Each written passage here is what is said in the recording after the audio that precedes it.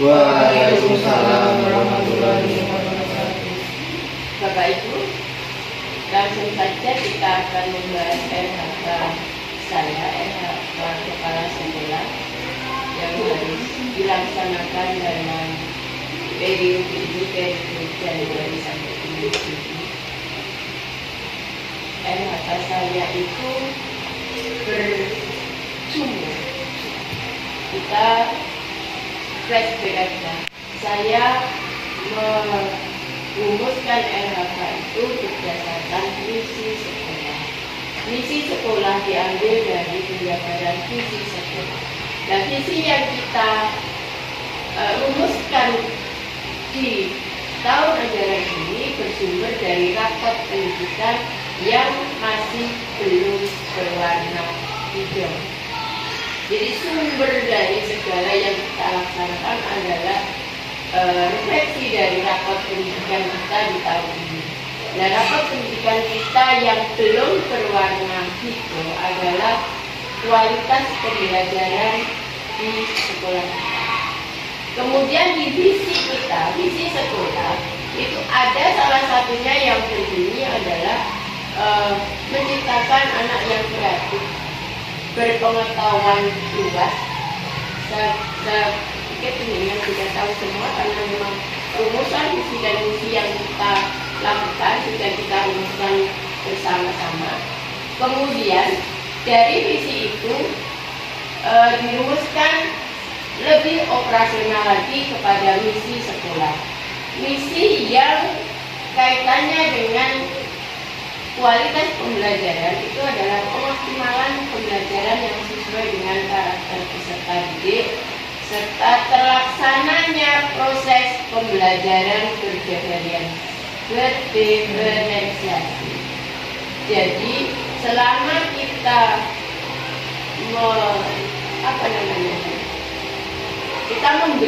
membedah rapot mutu pendidikan kita, akhirnya kita bisa merumuskan visi untuk menutup kekurangan di rapot pendidikan. Dari visi itu kita jabarkan kepada misi sekolah kita, dan itu saya buat di RHK.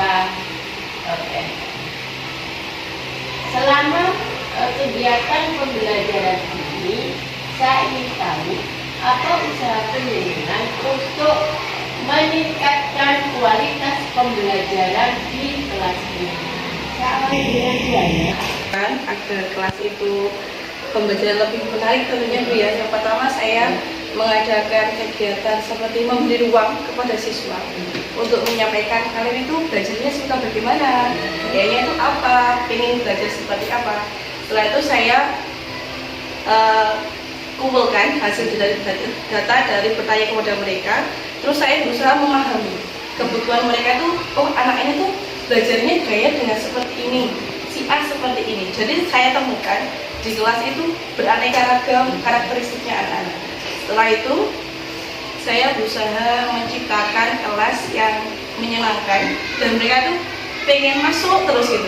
Mungkin dengan saya ajak sering bermain sambil belajar, saya ajak lihat video, ataupun saya ajak mendengarkan cerita lewat handphone biasanya saya. Selain itu saya juga, karena siswa di sini itu banyak yang orang tua itu bekerja terutama, jadi mungkin belajar itu hanya di sekolah. Jadi di rumah mungkin tidak diulangi lagi, tidak diberikan penemanan belajar, walaupun mungkin cuma membaca 15 menit gitu. Kan penting di rumah itu diulangi. Jadi saya berusaha untuk melakukan selain PR juga mengajak berinteraksi kepada wali murid supaya setidaknya meluangkan sedikit waktunya saja untuk menemani mereka belajar. Selain itu saya juga berusaha mengembangkan diri saya, mengikuti pengembangan yang ada di luar seperti webinar atau mengikuti kegiatan materi topiknya di PMN. Pasti sekali. Kalau pembelajaran itu sesuai dengan minat siswa seperti yang dengan berdasarkan itu, berarti beliau harus banyak sekali mencari metode yang bisa sesuai dengan kebutuhan mereka. Iya. ada kendala untuk itu bisa dilakukan di sini? Pasti ada. Kendala yang pertama, sarana dan prasarana ini. Mungkin karena mungkin keterbatasannya, dan anggaran. Jadi kan mungkin kita minusnya belum punya proyektor juga. Jadi kadang mau menampilkan media atau video itu cuma satu laptop, itu buat bersama, terus cuma satu HP yang dibantu speaker saja. Jadi kan mungkin ada menariknya, tapi untuk kalau banyak anak kan kurang menarik, penyampaian informasi kan juga kurang. Jadi yang utama karena ketersediaan sumber dayanya, sarana prasarananya. Yang kedua tadi karena anak-anak kan kebutuhannya banyak gitu. Menurut saya pribadi, manajemen saya yang kurang. Karena kan harus mengerti anak ini seperti ini, harus pandai mengelompokkan sesuai dengan kebutuhan mereka, serta menyiapkan media yang sesuai dengan mereka. Jadi kan mungkin si A yang dominannya anaknya sudah mampu, mungkin hanya untuk bendanya saja cukup.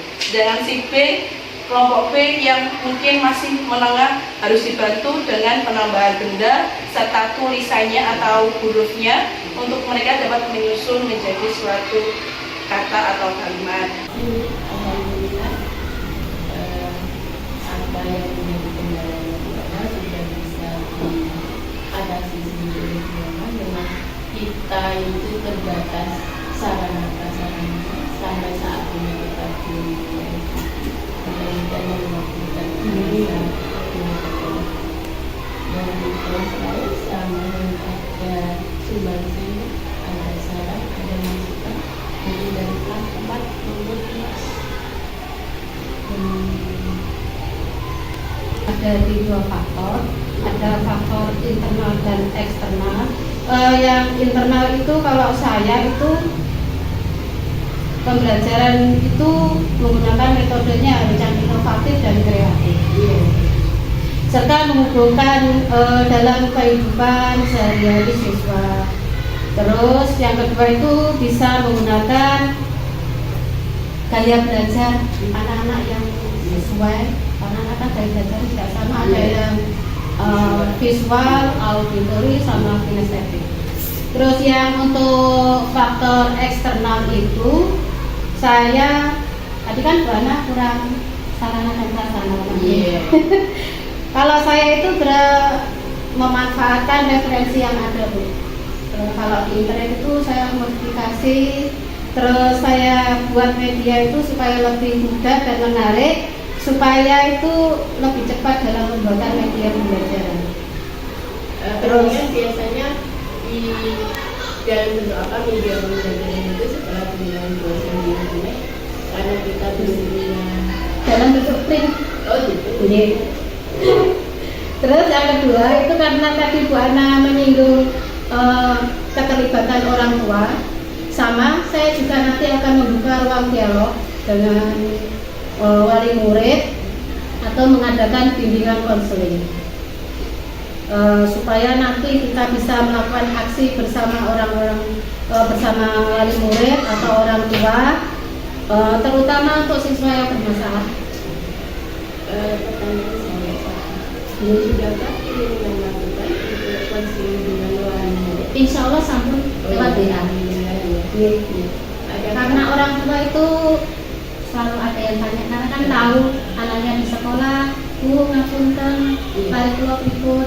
Ini kan merasa itu ada perkembangan. Insya Allah alhamdulillah, berarti sudah bisa mengatasi masalah yang ada. Sedikit-sedikit.